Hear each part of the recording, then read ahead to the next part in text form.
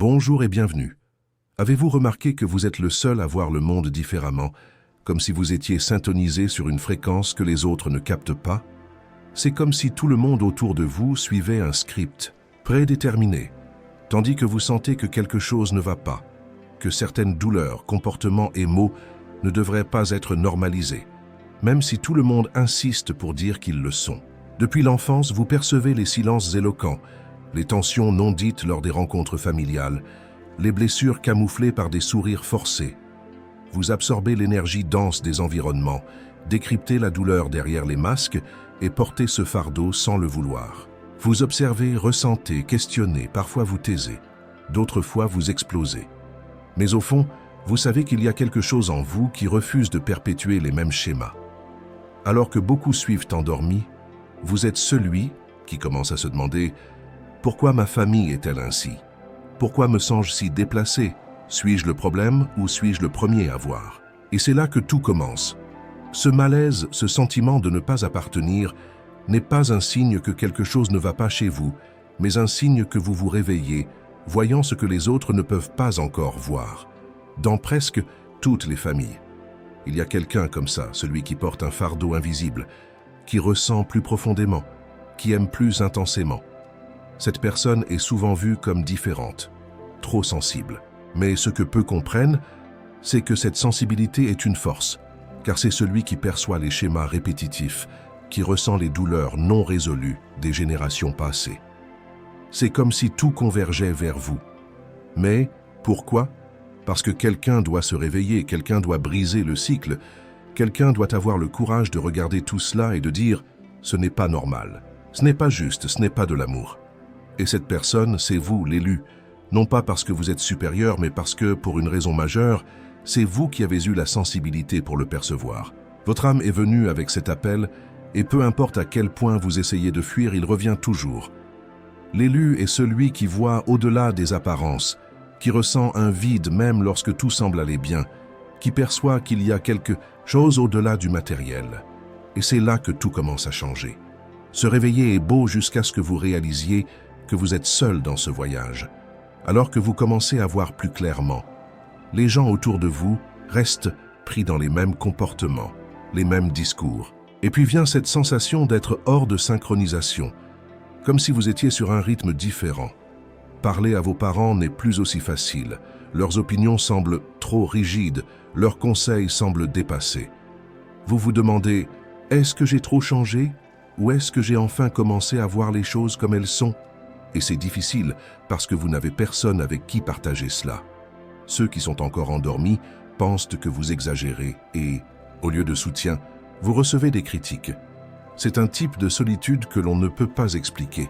Vous êtes entouré de gens, mais vous vous sentez seul, comme si vous veniez d'un autre endroit. Être le premier à se réveiller, c'est marcher sur un chemin inconnu, sans manuel, sans carte, sans personne pour vous tenir la main. Vous n'avez que votre intuition et un courage que vous ne saviez pas exister. Ce courage est testé tout le temps, car vous commencez à rompre avec des choses que tout le monde considère comme normales. Vous arrêtez d'accepter les cris, les ironies, les manipulations déguisées en soins. Et quand vous vous positionnez, vous devenez le problème, parce qu'il est plus facile de blâmer le différent que de revoir ce qui a toujours été fait. Vous commencez à dire non à des choses que vous acceptiez auparavant en silence, à vous éloigner des conversations vides, des comportements toxiques. Et le plus douloureux, c'est que parfois vous devez vous éloigner de ceux que vous aimez, non pas parce que vous ne les aimez plus, mais parce que vous ne pouvez plus vous blesser de la même manière. C'est un chemin difficile mais nécessaire, car c'est à travers ce réveil que quelque chose de nouveau commence à se produire. Il y a quelque chose que personne ne vous dit lorsque vous commencez à vous réveiller. Vous ne portez pas seulement votre histoire, mais aussi les silences de votre mère, les frustrations de votre père, les douleurs non dites de vos grands-parents. C'est comme s'il y avait un nuage planant sur la famille, une ancienne tristesse, une culpabilité silencieuse. Vous ressentez tout cela même sans en connaître la raison. Et quand vous commencez à questionner, vous devenez le malaise, car personne ne veut voir ce qui a été caché pendant si longtemps. Mais vous sentez que vous devez, parce que votre âme crie pour la liberté. Vous commencez à comprendre que la douleur que vous ressentez n'est peut-être même pas la vôtre, mais l'écho de générations qui n'ont jamais pu s'exprimer. Et quand vous commencez à voir tout cela, vous ne pouvez plus faire semblant de ne pas voir. C'est comme ouvrir une porte et découvrir que votre maison est pleine de vieilles boîtes, verrouillées, pleines de secrets. Vous n'avez pas mis ces boîtes-là, mais maintenant elles sont sur votre chemin, et les ignorer n'est plus une option.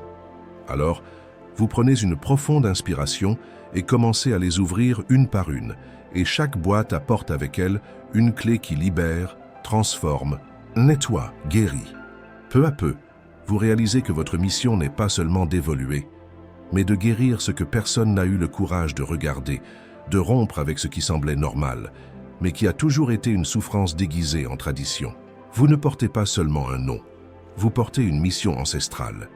Il arrive un moment où vous commencez à vous transformer, et les gens autour de vous ne savent pas quoi faire avec cela.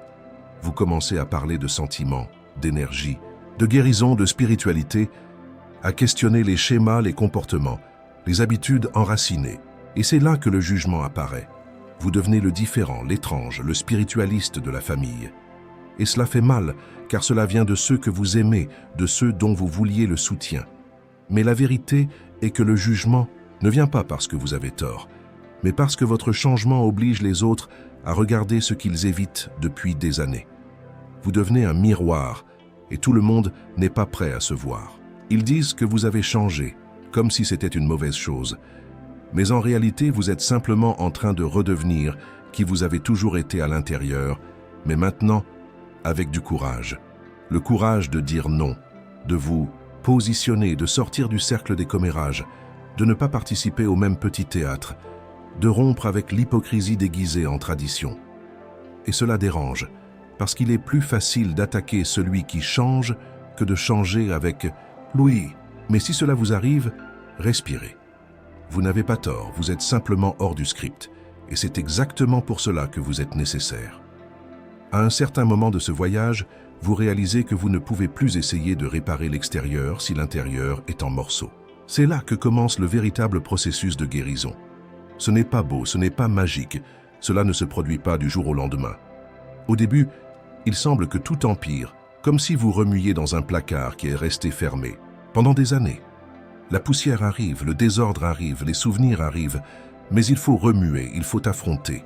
Vous commencez à réaliser des douleurs anciennes, des blessures que vous pensiez avoir surmontées, mais que vous aviez simplement poussées sous le tapis. Tout cela vient à la surface, et pendant un moment, il semble que vous coulez, mais en réalité vous nettoyez, défaisant couche après couche, ce qu'on vous a appris à être, mais que vous n'avez jamais été. La guérison commence lorsque vous arrêtez de fuir vous-même, lorsque vous affrontez la solitude et réalisez que vous n'avez plus besoin de vous anesthésier avec des distractions. Vous échangez la course contre le silence, la comparaison contre l'acceptation, la culpabilité contre la responsabilité. La véritable révolution commence dans le miroir, lorsque vous commencez à chercher des réponses ailleurs, en thérapie, en spiritualité, en voyage de connaissance de soi.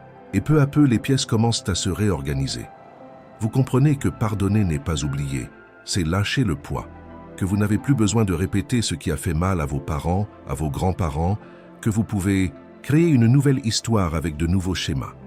La guérison est silencieuse, lente, profonde et souvent solitaire, mais elle transforme, vous reconnecte avec votre essence, avec ce que vous avez toujours été, avant que le monde ne vous dise qui vous devriez être. Et lorsque cette reconnexion se produit, vous n'avez plus besoin de prouver quoi que ce soit à personne. Vous continuez simplement avec plus de légèreté, plus de vérité, plus de vous-même. Il y a un moment après votre réveil et le début de votre guérison où vous réalisez une chose difficile. Beaucoup de gens ne viendront pas avec vous. Vous essayez de partager, d'expliquer, de montrer tout ce que vous découvrez, mais il semble que personne n'écoute vraiment. Et puis vient cette sensation d'isolement, comme si vous vous étiez éloigné d'un monde où vous ne vous intégrez plus. Cette solitude fait peur au début, mais ce n'est pas une punition, c'est un espace sacré. C'est dans ce vide que vous commencez à entendre ce que vous n'aviez jamais eu le temps d'écouter, vous-même. Vous commencez à réaliser que la vie a toujours essayé de vous montrer certaines choses, mais le bruit autour de vous était trop fort. Maintenant, dans le silence, tout commence à avoir un sens. C'est aussi dans ce silence que vous retrouvez votre force, parce que lorsque personne ne vous comprend, vous vous comprenez. Lorsque personne ne vous soutient, vous vous soutenez. Et lorsque personne ne marche avec vous, vous apprenez à faire confiance à vos propres pas. La solitude vous apprend à vous suffire, à découvrir que votre compagnie peut être un endroit sûr, que être seul n'est pas être vide, c'est être entier. Vous commencez à réaliser que le vide que vous ressentiez auparavant n'était pas dû au manque des autres, mais à l'absence de vous-même en vous. Et avec le temps, la douleur de la solitude laisse place à la présence, présence d'esprit, présence d'âme, présence dans l'instant. Vous arrêtez de chercher la distraction et commencez à chercher la direction. Et dans ce processus, vous vous renforcez. Non pas parce que tout est résolu, mais parce que maintenant, vous savez que vous pouvez traverser n'importe quoi, y compris l'absence, y compris le non-appartenance, y compris les jours où tout semble trop calme. Et celui qui traverse ce type de solitude ne revient pas le même. Il revient plus fort, plus sensible, plus vrai et surtout plus libre. À un certain moment, vous réalisez que tout ce que vous avez vécu jusqu'à présent, les douleurs, les confusions, les disputes, les crises, les silences, n'étaient pas seulement à propos de vous, mais d'une histoire beaucoup plus grande qui a commencé avant votre naissance.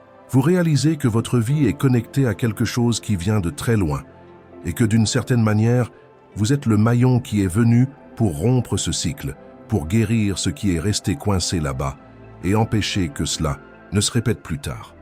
Vous n'êtes pas venu pour répéter mais pour transformer. Et transformer fait parfois mal parce qu'il est plus facile de répéter, plus confortable de suivre le script, plus pratique de faire semblant que rien n'a besoin de changer. Mais vous ne supportez plus de faire semblant, parce qu'il y a quelque chose en vous qui crie quand vous voyez l'injustice, quand quelqu'un reproduit une ancienne douleur comme si c'était normal, quand la vie devient seulement de la survie, sans sens. Ce cri n'est pas un caprice, c'est un appel, une mission. Le but de l'élu n'est pas d'être le meilleur, ni le plus évolué, ni le plus sage, mais d'être le point de bascule, de dire « jusqu'ici ce schéma est allé, avec moi, plus jamais ». Et ce n'est pas par révolte, c'est par amour, soit amour pour ceux qui sont venus avant, malgré toutes les erreurs, et amour pour ceux qui arriveront, les générations futures qui ne connaîtront peut-être jamais votre nom, mais sentiront la légèreté du choix que vous avez eu le courage de faire.